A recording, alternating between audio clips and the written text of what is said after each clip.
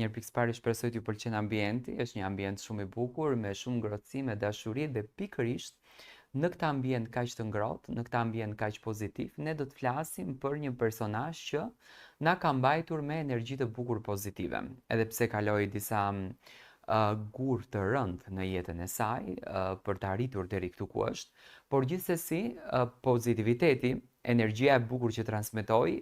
ishte ajo ëmbëlsia që Egli Tako na dha pothuajse gjatë gjithë verës dhe pikërisht ditën e sotme do të nisim komentimin ton maraton, ashtu siç kemi bërë gjithmonë, me bukuroshen ton Egli Tako. Egli Tako, ju e dini shumë bukur që unë jam moderatori, jam gazetari që kam folur pafund, kam komentuar pafund, kam thënë pafund në fakt, rreth gjithë shkaje që Egli ka bërë në rrugtimin e saj artistik. Dhe